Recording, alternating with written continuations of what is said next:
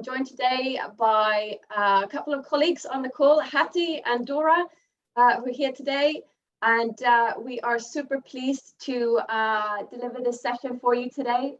It's a delight having you all on the call, especially since by the very nature of what you guys do, you are probably already doing bits and pieces around sustainability you're there and you're connecting people to nature, plants, by the very nature of what you're doing. And so there will be a lot of synergies here, and a lot of, you will no doubt have already put things into practice around sustainabilty. For some of you, or most of you perhaps, PlanetMark might be something that you haven't maybe heard of before. We are an organization that helps companies along their sustainability journey, and we issue a sustainability certification. So we support companies with their carbon footprinting, getting them to net zero, engaging with the members of the teams, regardless of where you're at on this journey. We are here to help.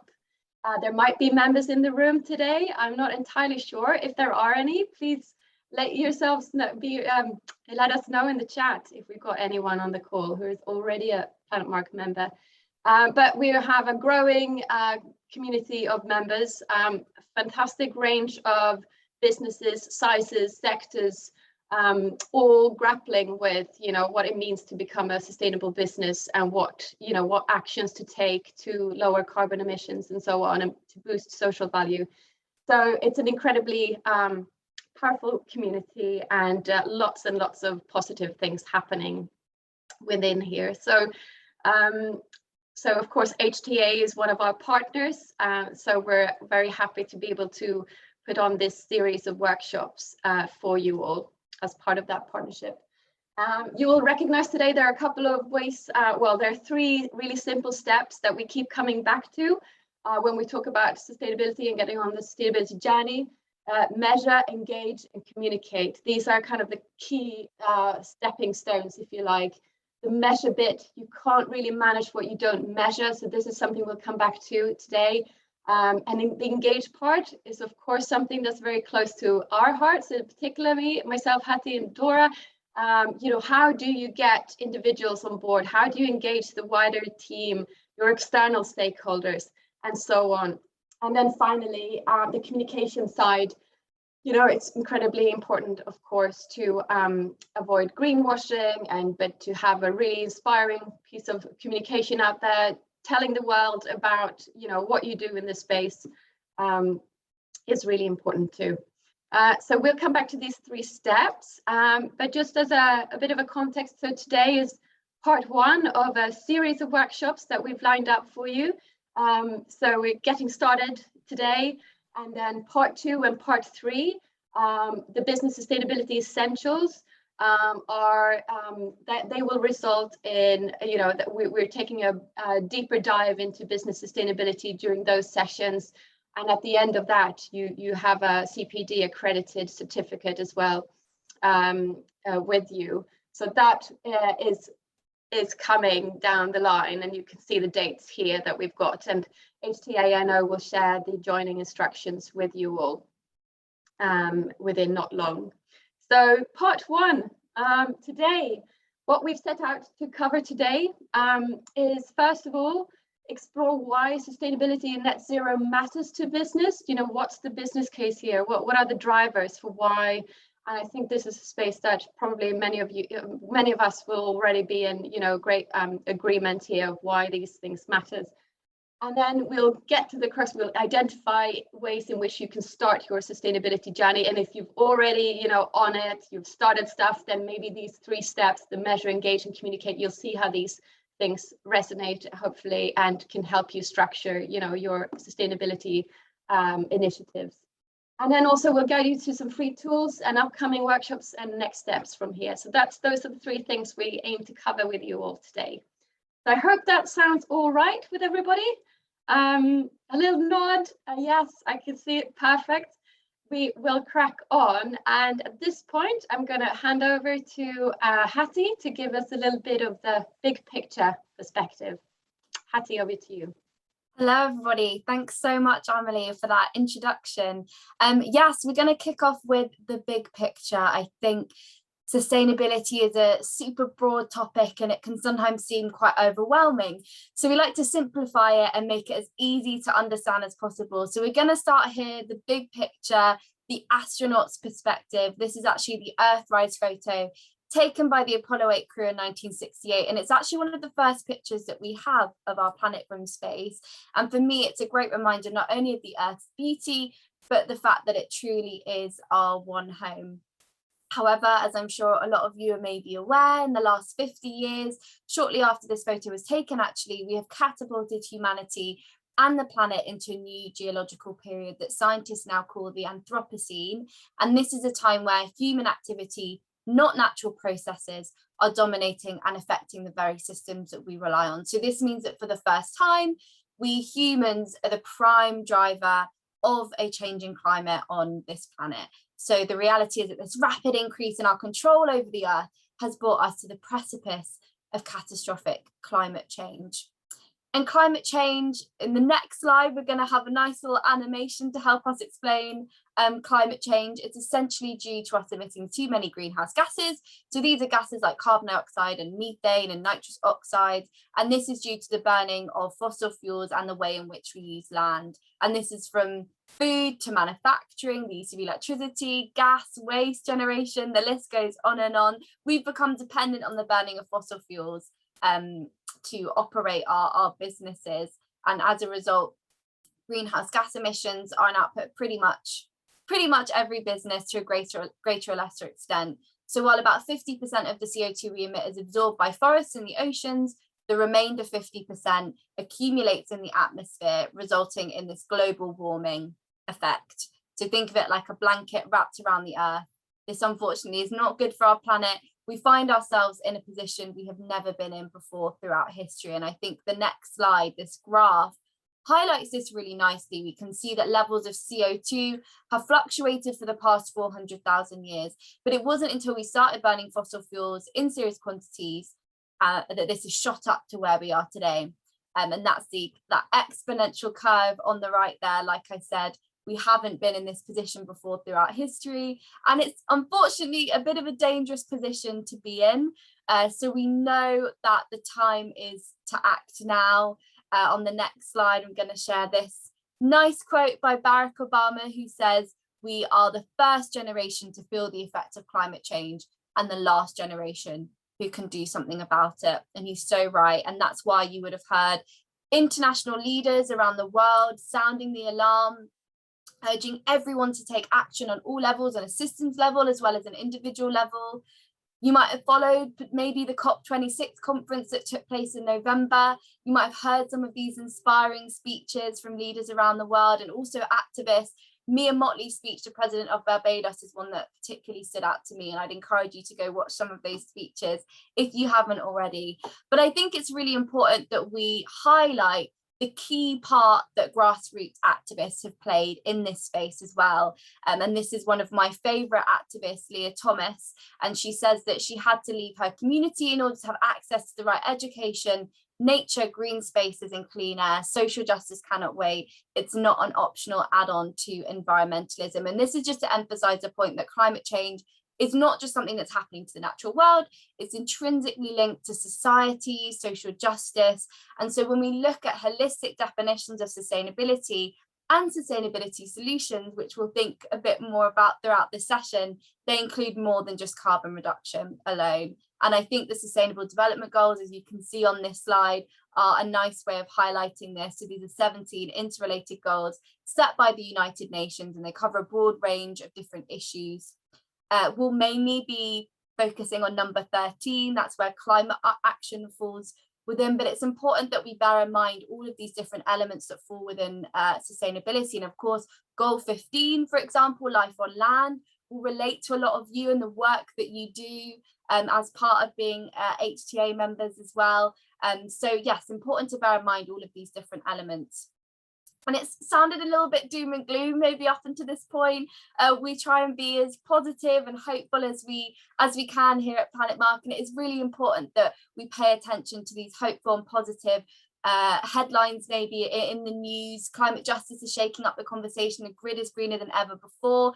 Sustainability is more and more filtering into different industries such as food and finance. Plant food is everywhere, for example, and there's been some huge breakthroughs in the last year thanks to these grassroots activists and Indigenous people and all the work that they're doing in this space as well. So there's lots of reasons to be hopeful for the future ahead as well.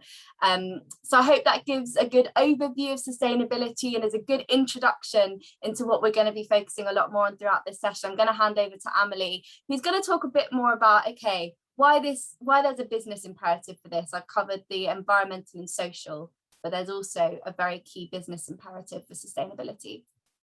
Yeah, great. Thank you, Hattie. Yeah, I think that is, I'm sure resonates with us all, this sort of moral, ethical imperative for why we need to take action, leave what we're leaving behind for coming generations, but already what sort of effects this is, our activities are starting to have on communities around the world, particularly vulnerable to the effects of a changing climate. And I think, from a business perspective, I'm sure this is something that will have occupied some of your minds already, some of the drivers here for why you're taking action on sustainability. And if you wanted to use the chat, I'd love to hear what some of the reasons are that, maybe your company is starting to look into the way it's using its resources, waste, recycling, those sort of things. Tell us, let us know, and we'll see. I think there might be quite a few things that we'll recognize from what we hear from our members. If there's anything coming in the chat, I'll try to keep a lookout, but otherwise, I'm sure we can agree that customers, they're definitely changing in terms of what they're demanding. The customer pressures now, and a growing number of Generation Z and millennials who demand, more sustainable, ethical solutions from companies. And it's not only them as a customer, but it's also where young people go and look for work. They will go out and they will ask the question. So, right, if they come for an interview, be prepared. What are you guys doing in terms of sustainability? What initiatives do you have in place? So this is something that we hear a lot. That this level of awareness is increasing massively. And also from, of course, customers, suppliers. You may have, had some emails or some suppliers getting in touch wanting to know more information, possibly about your carbon footprint or what you're doing in the space of sustainability. So that's another sort of, where we see this is coming down the line, and with lots of net zero commitments from big companies, that trickles down into very smaller businesses as well, because the big ones are going to reach out to the smaller ones and ask them for insight into carbon footprints and net zero commitments and so on. So there are all of these things coming from all of different directions. But perhaps most inspiringly, or something that really, I love about this, is to think about, how do you future-proof your business? How do you make sure that you stick around in the long run?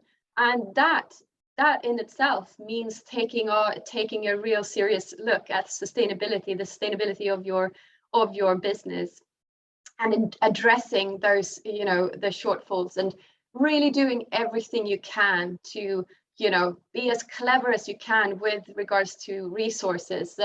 Cut down on the materials that you use, and all of those. So there will, of course, be savings, cost savings associated as well, if you've identified an area which is just, draining a lot of costs. So sending a lot off for recycling, for example, might, result in quite significant amounts of money every year, or waste to landfill and so on. So, and water, energy, not to speak of what the energy, the hikes in energy prices that are coming down the line.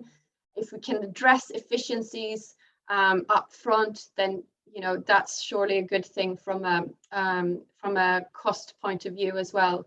Water, I'm sure within your sector specifically, harvesting rainwater, closing the loop wherever possible. I'm sure there might be some inspiring examples from within this your community. So really, we definitely see that those who are taking this seriously and doing all of these things now are absolutely, building their competitive advantage for the future. So if you haven't already, now is a great time to make a start on that sustainability journey. And, it can all feel really complex and big and slightly daunting at times because it's huge, right? It is massive. So you do need to, bring it down to bite-sized chunks. But a great place to start is absolutely the measure piece around, you can't really manage what you don't measure. So I will just share with you an example of, where you start to measure your carbon footprint. So here, this might be the first time a lot of you see what a carbon footprint might actually look like. So this is just a fictional example here, but it's a total of 157.7 tons of CO2 equivalents. So that's the metrics that is being used so that we can talk about one type of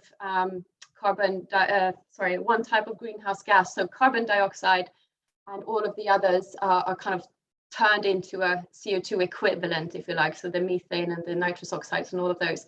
So we talk about CO2 equivalents. And here, what you see in front of you here, let me explain this. The big black section here are all of those emissions that stem from your buildings. So we're talking electricity and gas usage, for example, and how much you spend on those bills. On those bills you can see how much you've used, and then that amount can be translated into a carbon dioxide equivalent. So you get the proportion, and then you're in terms of your travel, the emissions stemming from your travel. So we're talking any sort of transportation that your company is doing, or any if you've got a fleet of vehicles, the fuels that goes into them to running those cars and vans, and excuse me. And then, of course, waste. There are emissions associated to the waste that you send away, either to landfill, recycling, and those can also be converted into a CO2 equivalent number. Water, same thing. That it takes into account what it takes for a water treatment plant to clean the water that you send off. So that has a carbon footprint. And then paper, for example, paper use. If you can, bring down and digitalize what you can, then that will have a good impact and reduce the paper, the CO2 equivalents coming from paper use. So this is when you talk about carbon footprint, you talk about a specific time. So here, this one spans from 1st of January to the end of December 2020. So it takes into account all of the stuff that happens within only that year. So once you have a full year's worth of data, you can use that then as your baseline year, against which you will compare, next year's data against. So a baseline year is a great place to start. So map out what your current situation is. And then the reporting boundary, here it says London store and headquarters, workshop and warehouse in the UK. So it's important to be really clear about what is exactly included in this carbon footprint, i.e. in this case, were there to be suppliers in other parts of the world, that hasn't been included here because it's not listed here. So a carbon footprint is something you can, build on and improve every year, but starting somewhere is a great place. So here you see what's been covered, and then scopes is something we're going to come back to a bit later on, and I will leave it at that for now. But so moving on, we see from the PlanetMark community that doing this actually works. So getting on top of those carbon emissions, we see that the community has actually reduced their average yearly carbon reductions by 12%, or per employee by 16%. So that is definitely, it seems that that is a recipe for success, taking control of those figures. And then we mentioned briefly about, the great, big emphasis on net zero and the fact that we need to bring down carbon emissions to net zero. And just to be super clear, what we mean here by net zero. So this is a point where the anthropogenic emissions of greenhouse gases in the atmosphere, where they are balanced by removals. So whatever we put out into the atmosphere needs to be removed by an equal amount, so that you come to a net zero level. So first emphasis is absolutely always on reducing emissions in the very first instance. And then with whatever is left, whatever is unavoidable, needs to be balanced out by accredited carbon removals, so-called offset schemes. And this is something we will go into in much, much more detail in our other PlanetMark Net Zero workshops. We would be spending more time in those to cover things like these definitions here. You will have heard them, no doubt, flying around and sometimes being used quite inappropriately. So it's really important to be clear on the different definitions here. For the purpose of today, however, let me go back to just this notion of measuring stuff. So it's not only a matter of measuring carbon emissions and, all the stuff you can do less of, but it's also really important to emphasize that you can also measure the good stuff, the stuff that you should be doing more of. So for example, your social value, what you're putting back into society, the societal good that your company brings. And I'm sure there will be those around of you who might be supporting a local charity already, or have invested heavily in staff health and well-being, for example, providing, opportunities for volunteering, those sort of things. And they can all be, so there's a way in which we can measure and capture that social value as well. So you have the definition here of a social net value is the net social and environmental benefits generated by an organization to society through its corporate and community activities. So really important. And also in terms of the general narrative around sustainability, it's really important to emphasize all the good stuff that's happening. So think about that and reflect on the stuff that you're already doing. I've no doubt that you might be doing some of this stuff already. So in terms of measure, I'm going to round off this section with just a couple of hints and ideas for where you could make a start if you wanted to go down this journey. So how to get started. So assign a data lead. Identify your key people within the organization who are absolutely instrumental to when it comes to gathering that data. So it might be site managers, it might be your finance person who has a lot of insight into many of these, energy bills and how much the company spends on fuel every year, for example. And then, identify your key areas to measure. So what if you're heating, greenhouses or, so gas usage, is that the biggie? What are your big ones? And then set up an action plan. Try and prioritize some actions. I said before, it can be really complex and big, but just try and break it down to bite-sized chunks and start with identify a couple of priorities to start with. And then try and get into that habit of gathering data on a regular basis. Of course, PlanetMark here is happy to support if anyone wants to have a conversation about this. And we are, in addition to the series that you're going through, the Business Sustainability Essentials that we've got lined up for you later this month, we have regular workshops as well running. So keep a lookout for those if you feel like you can benefit from more training around net zero, stakeholder engagement, all of those things. That's what we do. Yeah, bring up the conversation in the company. Where can we think about a commitment to net zero? Can we try and get to net zero? What would that mean? So lots and lots of things here in which you can kind of get started on that. At this point, I'm going to hand over to Hattie again. We're going to move on to our second step, if you remember. Engage. Hattie, take it away, please. Thank you. Thanks, Amelie. Yeah, this is step 2 of our 3-step process, which is engage.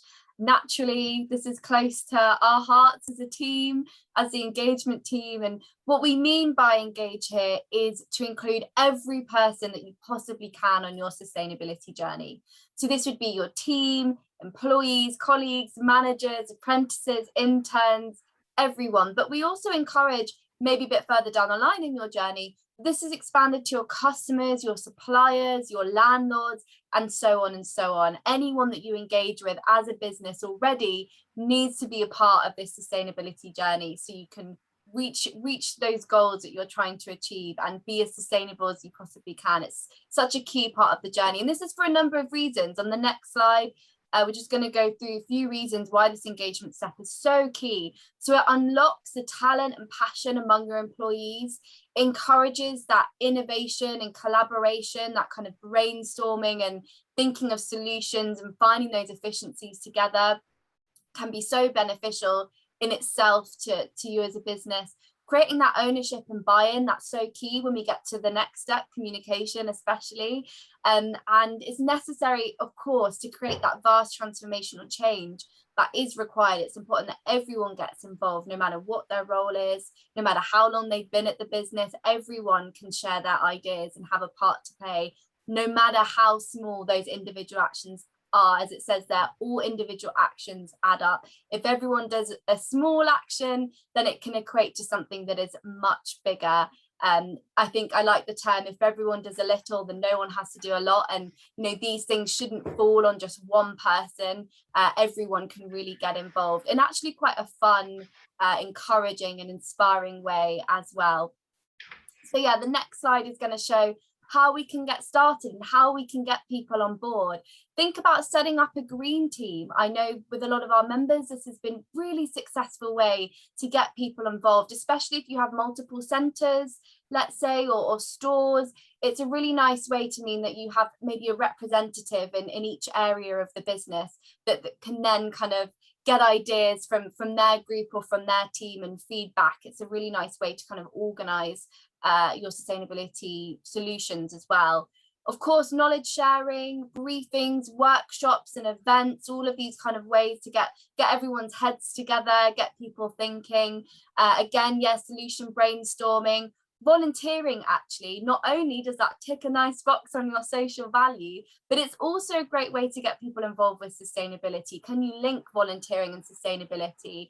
I know that of course, a lot of you will be involved in plants in the outdoors already, but even things like tree planting, for example, litter picking, it's a great way to volunteer and give back to your community. But it also means you can start those conversations around sustainability. Why are we doing these things? Why are these things important? How can we bring these back to the business? Internal competitions, always incentives are great. People love an incentive, a prize, or time off to do something, whatever it is. Incentivize people in a way that they're going to relate to. Myth busting and advice, leading by example, of course, as we've already said, starting that conversation with suppliers and partners. And of course, we offer a whole host of engagement workshops to get teams involved, to get everyone energized and excited about sustainability. So as Amelie's already said, let us know if you think that'd be something that would be useful for you. I think that's enough on engagement. We're going to move on to step 3. getting to the end of our 3-step process, which is communicate. So this is all about sharing your sustainability journey with transparency, authenticity, and also sharing your successes and your challenges. That's what's really important about this step. And with that comes, as it says on the screen, avoiding greenwashing. So greenwashing is a term that has become widely used in recent years to describe exaggerated or unsubstantiated claims about environmental commitments of a company. So this results in commitments being seen as just marketing tactics and not genuinely environmentally friendly policies. So a few key tells for greenwashing is when commitments don't have detailed deliverables or an appointed external governance body involved. So those are some ways that you can look out for greenwashing, but also avoid it yourself. So it's so important that you build in that proof from the beginning of your journey to help bring credibility to that story that you're telling, which is why that measure stage, we go back to the beginning, that measure stage is so key, and sharing your footprint and being transparent with your emissions and how you're working to reduce them is so important. So how can we get started with communication? So can we identify already a few sustainability challenges that you're well placed to solving? You know, a lot of you will be helping a lot just naturally with things like biodiversity and, you know, rewilding and all that kind of, you know, important stuff that is so key at the moment. Maybe that's something that you can tap into and help others in your community with, and take people along on that journey, and something that you're already solving and you're, you know, aiming to do better in that space as well. Can you create a space on your website for sustainability if you haven't got that already? Start and identify stories on social media. Use your socials as much as possible if you have them. Like it says, successes as well as challenges as well. Everyone's on this journey together. We're all learning, so it's important that you learn with everyone and, you know, are transparent about the challenges that you're facing on this journey. Identify opportunities for offline communication. There are some nice examples here. Can we think about any packaging, even menus? Some of you might have cafes, for example, as part of your centres, maybe on our products and things like that. And yeah, just think about embedding that sustainability message across all our communications, no matter where it is, offline, online, and start thinking about new versus existing audiences and how we can tap into different people. Okay, I think that's maybe enough of us talking. I think we're going to share a nice video that's just going to show one of our members and how they've kickstarted their sustainability journey.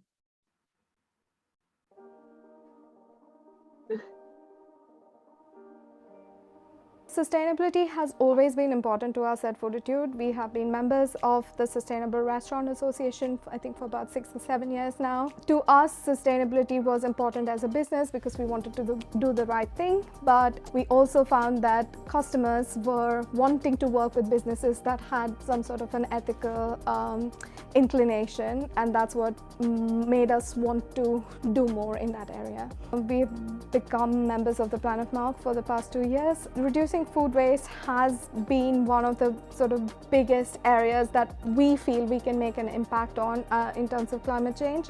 From what we've researched in the area, it seems to fuel about 1/3 of the emissions all around the world. So if we can play our part in reducing food waste, we feel like we will play a big role in reducing carbon emissions.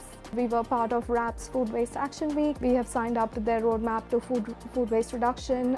So our target is to get to 50% reduction of our overall food wastage by 2030. We are hoping to actually achieve it a lot sooner, but 2030 is the target.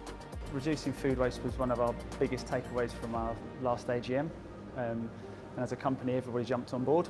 We use different matrix for all of our hot and cold food, so the chefs only order, produce, cook and prepare the food that's needed. It's, you know, at the top of our agenda at every department meeting that we have. We have boxes that sit on all of the prep benches, which all the food waste goes into. So all the team are aware of what can and can't go into the food waste.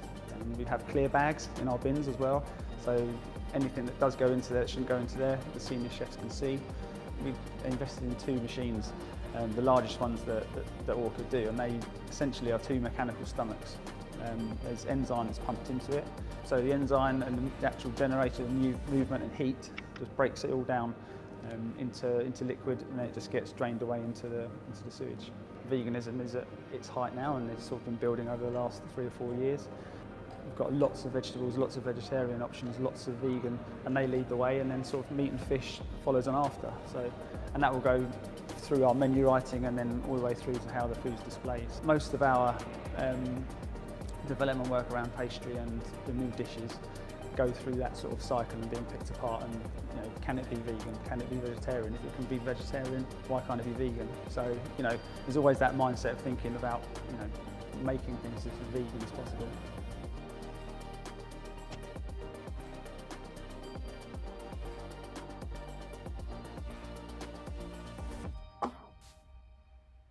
Yeah, so hopefully that kind of helps show what another business has been doing to kickstart their journey. That was actually part of our tour last year, so there are loads of kind of stories like that you can find through our website and find some inspiration from other businesses. And this is just a bit of a summary. Okay, these 3 steps. How can you get going and get started right away after you leave this session? Think about starting to measure your carbon footprint. We say you can't manage what you don't measure. Think about targets. Once you start measuring, you're already on that road to reaching a target. You're already starting that journey. So think about net zero and find out more if you'd like to. And of course, join our business sustainability essential workshops, which are coming up, and we'll go into all of this in a bit more detail. In terms of engagement, ask whole company for their sustainability ideas, get people involved, set up a sustainability champion group, start talking to customers, suppliers, just start those conversations and see how people can help you along the journey, and you can work with others. And then communicate. Can you create a page on your website about sustainability? Can you embed avoidance of greenwashing into your processes and ensure that of course any marketing team or people that you have are on board and are aligned with your sustainability goals? Going on online, there's lots of resources out there, freely available stuff that you might want to go and check out in the meantime before we see you at the next workshop. But just to mention a few here, there's lots of resources on the WRAP website, all about circularity. And if you run cafes as part of your garden centers and so on, there will be lots of info there around food waste. There's lots of resources on the SME Climate Hub as well. And in terms of online digital footprints, I know the Whole Grain Digital guys do have a calculator that estimates your digital footprint, basically. Carbon Trust does a lot of work in this space as well, and WWF got a great calculator as well. So go and check out those things.